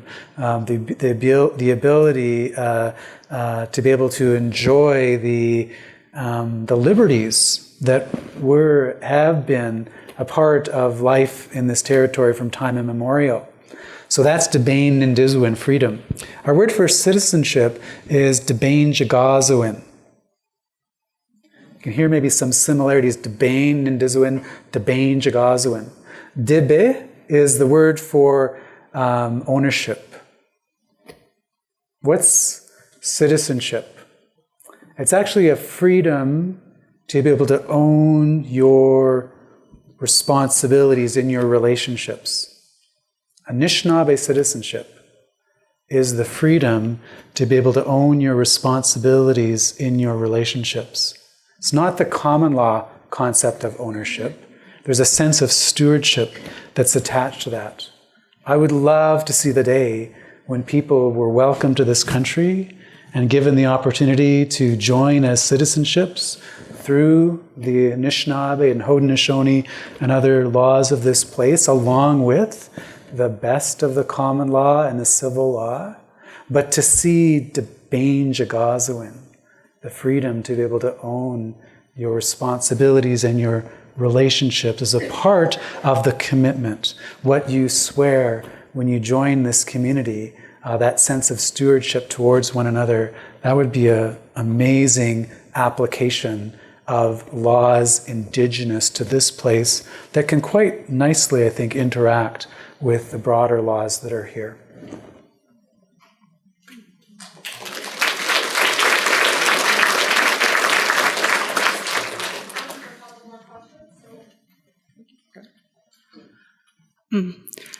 I'm interested in being better informed about the distinction between the kind of treaty you were talking about in British Columbia with nations who had never ceded their land, and the treaty that governs this particular part of Ontario. I actually grew up here in Kitchener, but live now in Brantford. It's all on the Haldimand Tract, which was established in 1784.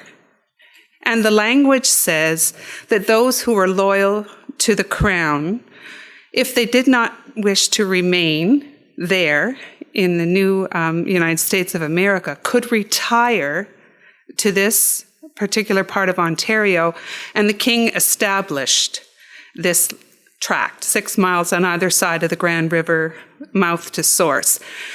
So they're United Empire loyalists, and indeed some of our ancestors were British and Irish living in the same area and came with them and actually had farms on the Grand River Tract. So I'm interested in hearing what you might have to say about the distinction between those two kinds of treaties and what that means in terms of understanding the Grand River Tract today, or the Haldimand Tract. Yes. So that's an excellent question because it goes to the foundation of our relationships to land right here in the place that we're sitting this evening. And when people make promises, it's generally accepted that those promises will be kept. And particularly when they're made by officials of the Crown, there's that sense that they would be honored. In fact, we have a doctrine in Canadian law called the honor of the Crown. Now, sometimes people think, well, those are old promises, or those are old, we are now in this new era, why don't we just move with the times? But we know there are old things like the Constitution of the United States. We know there are old things like British constitutionalism, which extends back through the ages. We know there are old things like the Bible. We know that there are old things that have a living sense to them. Tradition can be the dead faith of living people or the living faith of dead people. And the challenge for us as those who are living today is to make that a part of our contemporary life. And so treaties are a grant of rights from the Indians. Right? So when the Crown gets something in this area, they get it from the Indigenous peoples, granting it to the Crown, not through discovery, not through conquest, not through adverse occupation. And the problem we have in the Haldimand Tract is those old sacred promises have not been given their due. Now, in British Columbia, they signed no such treaties, and so the distinction is that those things remain vested in the Indians because that transaction has not occurred through the treaty process. In some ways, I think you're slightly misunderstanding Yes, my question. go ahead. I guess more fundamentally, my question was, whose were these lands, and did George III have the right to give them to anybody, whether it was the Mohawk Nation or United Empire Loyalists, in that Six Nations they're indigenous peoples, Yes. but they're not native. So my understanding of that is that the Anishinaabe people agreed, but this is worthy of further discussion. The Anishinaabe people were willing to have the Haudenosaunee come and live with us. We have something called the dish with one spoon belt, which is a belt of white, which represents that we're going to live together in peace. And then when we share the land, it's the purple round option in the middle. We all eat out of that same bowl, but in the middle of that bowl is a spoon, meaning it's not a knife, it's not a fork, it's not something that you would take aggressively and work towards trying to threaten the other. So this dish with one spoon overlay and was prior to the Haldimand Tract being set aside. That comes from 1701. And so the Anishinaabe people and the Haudenosaunee people having that relationship of sharing, then when the Haldimand Tract was created as an element of that, there's more detail to that than I presented in this short time, but it talks about the possibility of having a relationality rather than exclusivity in a particular territory. But again, there might be historians that can even speak further about the relationship beyond what I've shared. So if I'm understanding what you're saying, that there was a hospitality that preceded the granting of that land by the Crown. That's right. In fact, And maybe even superseded it. Indigenous peoples had treaties between themselves prior to the coming of Europeans. Haudenosaunee and Anishinaabe people preceded the Haldimand Tract. That hospitality agreement between our peoples ended 50 years of war and was part of that foundation for then the Haudenosaunee and the Anishinaabe people living together up and down this Haldimand Tract. Now again, there'll be other details there that others might know about, but I know that to be true. I'll just make one little comment about Indigenous nationhood that I think helps a lot. So it's a comment about Indigenous nationhood. So in the Manitowabal, which is the spirit that comes from the water, or Manitowapi, the place that Creator sits, that's Manitoba. So that's the two names that make up that place. And so what happened in that territory is there would be meetings every year, particularly between Anishinaabe and Cree communities, but sometimes between Anishinaabe and Anishinaabe, or Cree and a Cree, sometimes with the Dakota, but there was some historical animosity there, so sometimes not so much, but between the Cree and the Anishinaabe, and they would meet together every year, and they would say, where is the border this year? Is the border going to be at the river, or will it be at the tree edge, or will it be at somewhere else? Can you imagine if America and Canada did that every year? Can you imagine if there was a meeting where they said, where's the border going to be this year? Eventually we would all be in Nunavut somewhere. And but my point of it is that it involved an interdependence, and that I think there's a lot of, and rightfully so, there's a lot of expression of land claims in which the Haldimand Tract, but also southwestern Ontario, is constantly involved. Whose land was it? Was it Mississauga, or was it Haudenosaunee? And I think they both have legitimate claims. And I just spent a lot of time in Fort Erie, and so I think that I spent a lot of time with Haudenosaunee elder, and wonderful, beautiful stories alongside many Indigenous Anishinaabe stories on this area, this territory. But the important thing to remember is that Indigenous nationhood often involved constant negotiation, constant senses of interdependence, and then the recreation of nations every season, in every point of contact. And yeah, it wasn't always peaceful. Sometimes it involved war, but most often it involved gift giving, which is what the dish with one spoon is all about. The gift that I give to you is a gift of myself.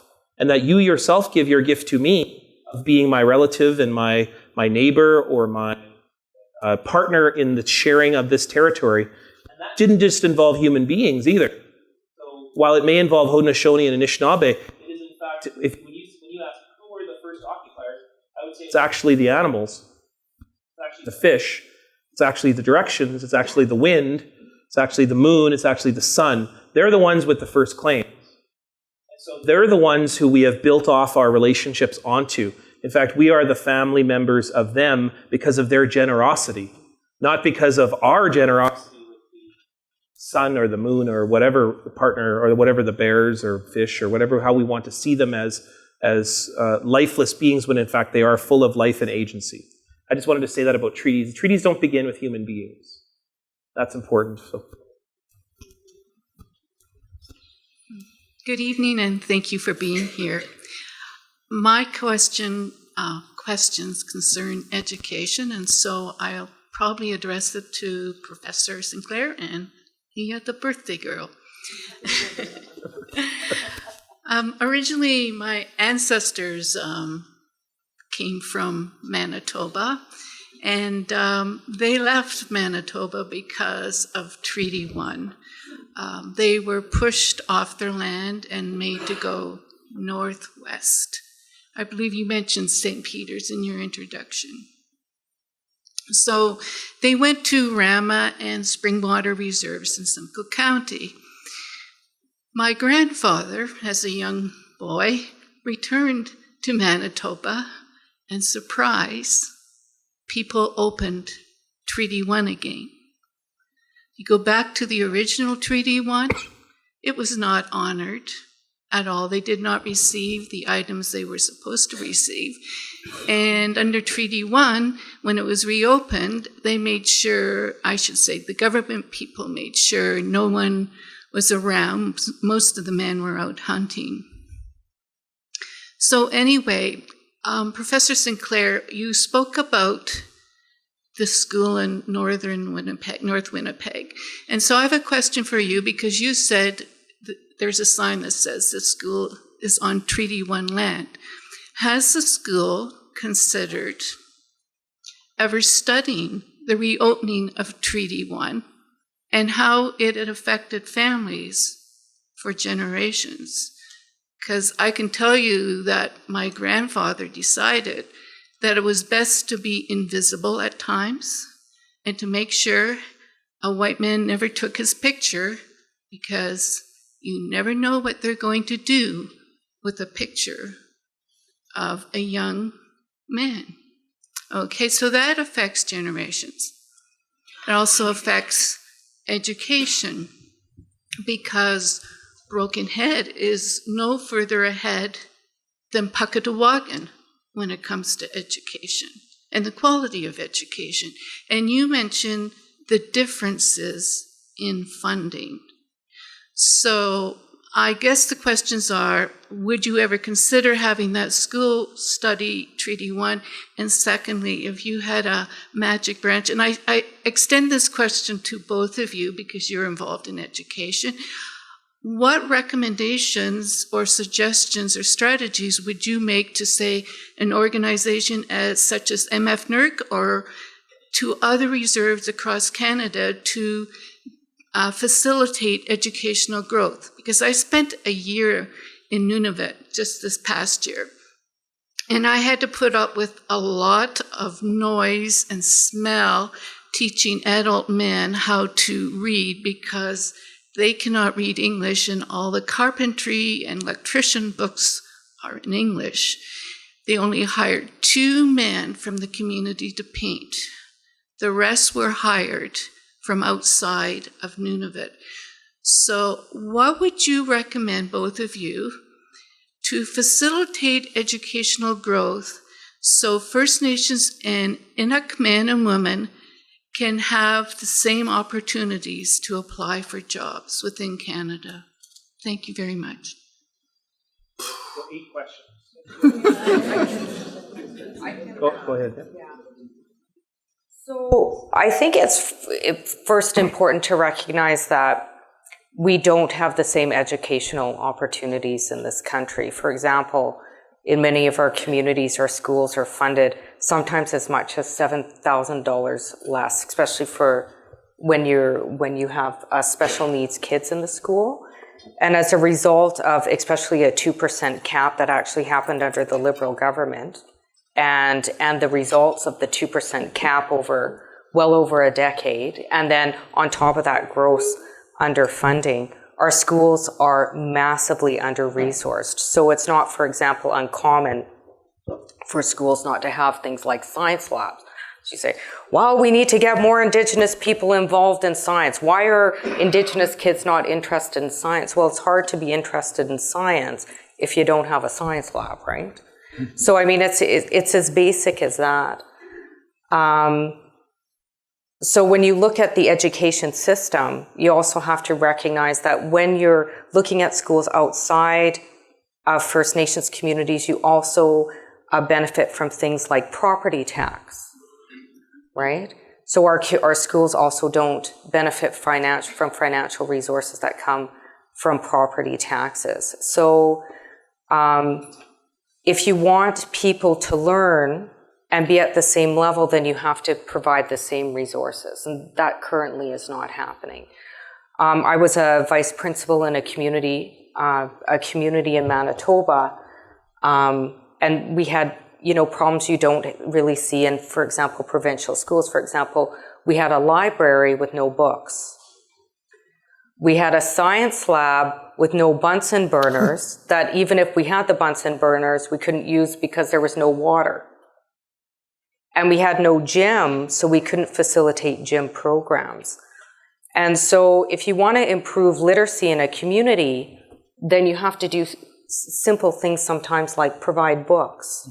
If you want to instill a love for and I'm not being facetious, I'm being, this is, if you want to get kids interested in science, then you have to provide the resources to teach science. So when you look at the educational differences coming out of some of our communities, compare students to provincial schools, that is a lot of the reasons why, because our kids are, I can tell you, just as bright, probably 5 times as resilient because of a lot of the adversity that our kids have to go through, but have not been given the same opportunities. The other thing is I think it's important to look at education in a different way. Who decided what is valid and invalid knowledge? So one of the things that we're doing at the University of Winnipeg, or the U of W, and I said, we're the real U of W, just kidding. Okay, just kidding. Is we're deconstructing notions of valid and invalid knowledge. For example, if you say you value Indigenous knowledge systems, then if we have an elder come to our university to teach, then you have to remunerate that elder the same as you would a faculty. Okay? So, so that's the other thing to look at. The other question, and very briefly, you were talking about employment.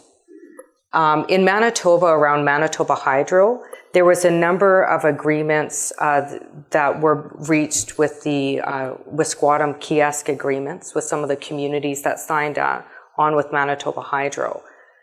And one of the agreements that was reached was that Indigenous people in the communities would get the same, or would get access to employment. Okay, but a lot of times the people that were seeking employment weren't afforded the same level of training as people coming into the community. So when it came to job competitions, a lot of our community members from Northern Manitoba didn't get those jobs. So if you're really committed to employing Indigenous people, then you have to look at the system. Because this whole notion about being equal, we're all created equal, is actually a lie. Things are not equal. We're not all born equal. In fact, we're born with an uneven deck of cards. And I think part of reconciling that is, or finding reconciliation within that, is recognizing that and adjusting systems to respond to the current inequalities that exist. And hopefully, if you do that over a number of years and over a period of time, hopefully we'll rectify that. So that's kind of, I think, maybe a response. I know there was lots of questions. I tried to answer some of them. I'll just say that with the Treaty 1 question is, in terms of the school, I mean, don't forget this grade 5, 6, 7, right? So, I mean, we're already giving them better education pretty much. But, I mean, we'll do something, but I can't see what the point you're trying to make around Treaty 1, around the reopening Treaty 1. I think that's an ongoing struggle to try to articulate the already existing provisions, or what's called the spirit and the intent of Treaty 1. So maybe we can talk about that later, of what exactly you mean by that. But the other part is that what you were saying is St. Peter's, the removal at St. Peter's happened after Treaty 1. So, I mean, that's a reflection of as you mentioned, the ineffect or the forgettance or the willful ignorance around the commitments that were made at the point of Treaty 1, involving a whole bunch of different things. But I'll give you one example in Manitoba. So in Manitoba right now, there are 68 First Nations that some of them recognized, some of them not recognized, but almost every single one of them has a treaty land entitlement claim under the treaties that cover Manitoba, which aren't just 1 all the way up to 5. So 5 treaties cover Manitoba. There's more land owed to First Nations that cover the entire province of Manitoba. That should tell you about, first of all, the faulty promises that were made, and then second is the difficult, complex issue that we have involving solutions. Unfortunately, Canada's only mechanism in which to provide that is money, and unfortunately, money doesn't solve relationships.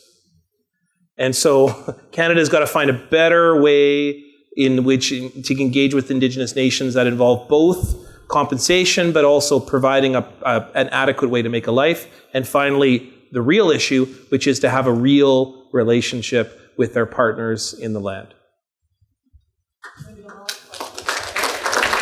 Well, okay, do you want to cut it there, or? I wouldn't mind, but, Okay. I'm honoring my elders too, so. Okay. I am a British immigrant, so my knowledge of Aboriginal people was nil till I came to Canada. But I spent 30 years in Sault Ste. Marie, which is surrounded by a number of reservations. I also worked in my other life with the Diocese of Sault Ste. Marie. So I've been in the Anishinaabe Spiritual Center and worked with the parishes and around there. And then I married an Ojibwe elder. So I have certainly got a foot in the Ojibwe camp, and I'm also a storyteller, and was very impressed. But I want to I'm an engineer, so I'd like to sort of get away from, we've talked a lot about some very difficult issues. But in visiting a lot of the northern Native communities, the thing that strikes you, and this came to the news with the fire in that community, that one of the first basic things is adequate housing, adequate schooling, adequate water, and that to me does not need a lot of erudite discussion. It's an engineering problem. And why can't we do it? Do you know? I can't find an answer. So, if the Department of Defense wanted to build a base in northern Ontario, it would be done. But somehow or other, we can't seem to solve the problems. I'm told there's not a problem of money. But we've gone on ever since I've been in Canada with people living in stuff made out of almost third world, as it keeps saying, third world conditions. Do you have can you explain to me what the blockage is in getting this done? So I agree with you. I'm not going to debate that with you. I don't think we need a lot of discussion about this. And I think that until Canada honors the fundamental human rights of all people, including Indigenous people, and really adopts and implements UNDRIP as a framework, which really Canada honors for the most part for most Canadians. Fundamental human rights to housing, clean drinking water, education, freedom from violence, that there will be no reconciliation in this country. And I think the more Canadians get on board with that, and walk with Indigenous people as allies, I think that's when reconciliation will occur. And one of the things that I was talking about my course at the beginning of class, at the beginning of this lecture, sorry, I'm on holidays, I have a couple of weeks left, but is that when my students know better, they want to do better. And I have never heard, I was saying to somebody before the lecture, I have never heard a Canadian say to me, I am so glad that children don't have clean drinking water. Let's ensure that community doesn't have a school. I love kids in Canada living in poverty. I've never heard a Canadian say that. I think by and large, I think people are fundamentally good human beings. And I say that because I wouldn't do the work that I do if I didn't have a belief that people are fundamentally good people.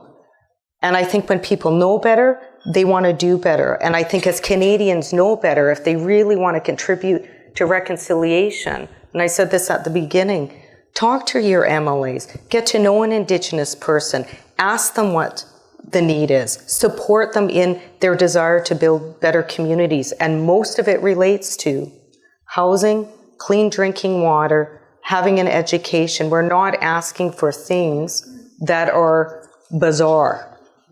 And so I thank you for your comments. But what is stopping the housing being built? That's political will. Like, from my opinion, Okay, so the Liberal government invested $545 million in housing. In Manitoba alone, just to catch up to the housing crisis, we need $2 billion. And this is just a statement, and I mean, people have different political opinions, but there are ways to accommodate that.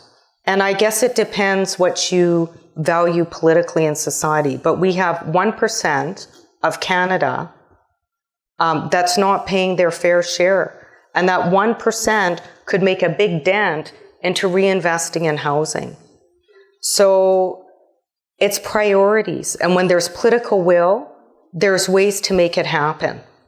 And so I think it's priorities. Now, priorities are determined by the electorate. And so more powerful than politicians making budgets are the people that vote the politicians in, that decide the course and actions that politicians take. And if Canadians say, we will not keep quiet until we know that there is affordable, good, adequate housing in Indigenous nations, I'm sure it would become more of a priority for the government. Those are my thoughts. The $8 billion dedicated in the budget, am I on? Yeah. So the $8 billion dedicated in the budget would have cost $5 billion in 2005. So that's important. I mean, that government got voted out. So we deal with different governments all the time. But frankly, it really doesn't matter whether it's a conservative or a liberal government. Indigenous people, Indigenous issues have not been favorable in the past. We now have a prime minister who says nation-to-nation relationship. Frankly, I'm not convinced that he understands what that is, but he says it. So I think that's a change. And so we are in a different environment today. But also, I think it's not money. It's not a money problem as much as we may be sounding like we're talking about, because the $8 billion is just to create on par life. That's what, that doesn't involve excelling Indigenous nations. That's just for basic housing, basic water, basic education. That's what the $8 billion that's committed in the budget will do, or hopefully will do. Now, that being said, the real problem is not those things. The problem on Indigenous nations is this Indian Act that draconianly controls the ability for any economic production to take place. You can't have a business on a reserve because there's an inability to have any ability to get collateral, to get credit, in order to create your own business. Like everywhere else in the world, Indigenous nations are cut off at the knees in which enable to create an adequate economic life on the minuscule land bases in which they have been allocated. And so a broader sense of an economy or a partner economy, it will begin to rectify some of that, because I think if you talk to any Indigenous leader, any Indigenous chief or leader throughout the country, they would say that the most important thing is not, once we get to par, that's the most important thing, deal with the emergency situations. The second is that every Indigenous nation wants to provide for itself. They want to provide their own food, they want to provide their own jobs, they want to do those things, but the legislation prohibits them in which to do that. The laws prohibit them in which to do that.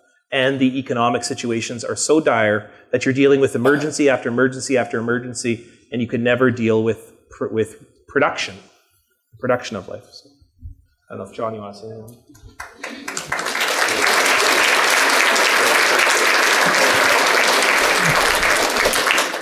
So to finish up the evening, I'd like to invite forward Father Colin O'Mahony, who is a member of our Board of Governors here at St. Jerome's University, and also the Vicar of Education for the Diocese of Hamilton, to come forward and formally thank our speakers.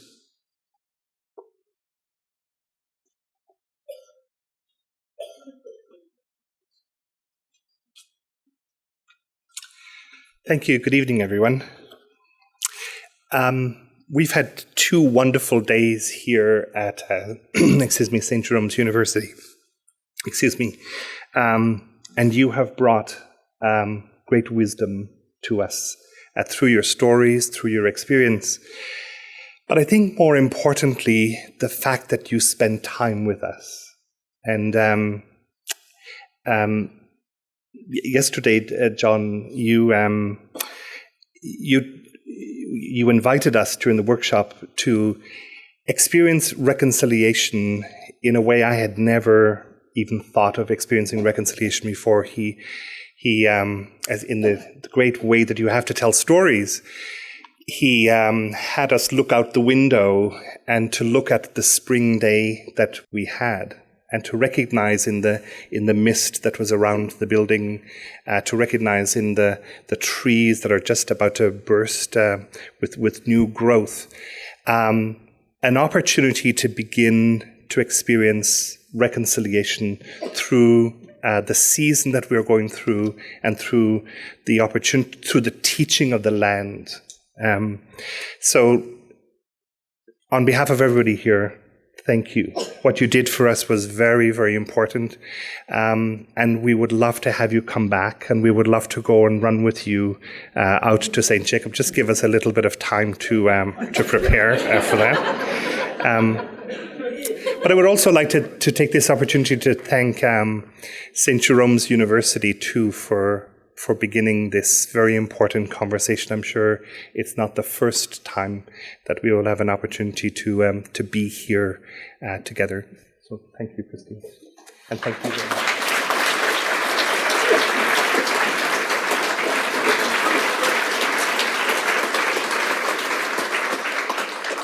Just a few last comments before we finish up this evening. First of all, I want to invite you or remind you to sign up in the foyer if you would like to receive information about the lectures in Catholic Experience and other lectures that are going to be taking place at St. Jerome's next year.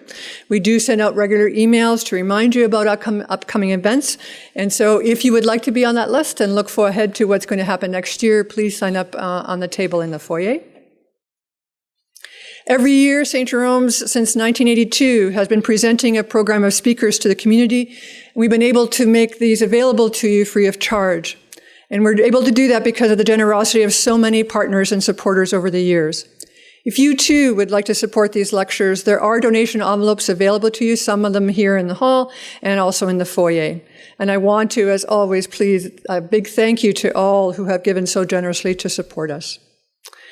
There are a number of wonderful, fairly traded products available for sale in the foyer by our Social Justice Committee, so I think you need to stock up for the summer because you won't see them again until the fall.